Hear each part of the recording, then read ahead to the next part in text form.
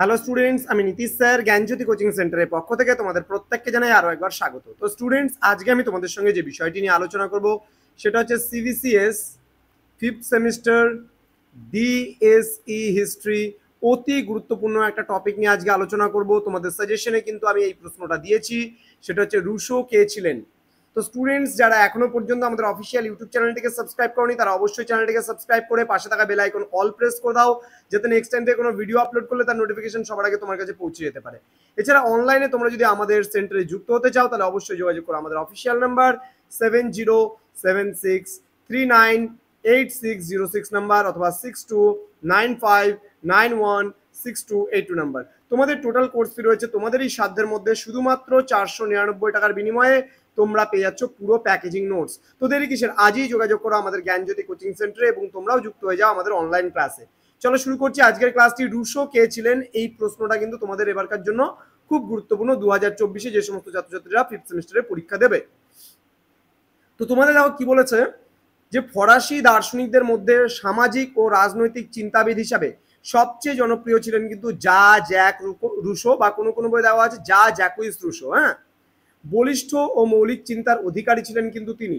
তো রুশোকে অনেকে বিপ্লবের জনক বা ফরাসি বিপ্লবের জনকও কিন্তু বলেছেন। অসাম্যের সূত্রপাত বা অরিজিন অফ ইনইকুয়ালিটি নামক তিনি গ্রন্থ লিখেছেন। এই গ্রন্থে তিনি কি দেখিয়েছেন? এই গ্রন্থে তিনি দেখিয়েছেন যে সকল মানুষ সমান অধিকার নিয়েই জন্মগ্রহণ করে, কিন্তু লোভী এবং স্বার্থপর সমাজ ব্যবস্থা তাকে তার অধিকার থেকে কিন্তু বঞ্চিত করে রেখেছে। তার বিপ্লবাত্মক রচনা ছিল সামাজিক চুক্তি, ঠিক আছে, বা সোশ্যাল মানে কন্ট্রাক্ট, বা কোনো কোনোভাবে কন্ট্রাক্ট সোশ্যালও দেওয়া আছে। এই গ্রন্থের মাধ্যমে তিনি প্রমাণ করেন যে জনগণই হলেন রাষ্ট্রের মূল ক্ষমতার উৎস, তারাই হচ্ছে সার্বভৌম ক্ষমতার যথার্থ অধিকারী। হ্যাঁ, রাজা ঈশ্বর দত্ত ক্ষমতার বলে সিংহাসনে বসেননি, তিনি সিংহাসনে বসেছেন জনগণের জনসমষ্টিগত ইচ্ছা বা তার জেনারেল উইলের ভিত্তিতে তাদের সঙ্গে চুক্তি করে। স্বৈরাচারী হয়ে চুক্তি লঙ্ঘন করলে জনগণ তাকে পদচ্যুত করতে পারবে। রুশোর এই রচনা স্বৈরাচারী ফরাসি রাজতন্ত্রের বিরুদ্ধে জনগণের মনে বিদ্রোহের আগুন কিন্তু জ্বালিয়ে দিয়েছিল। এই ছিল রুশো।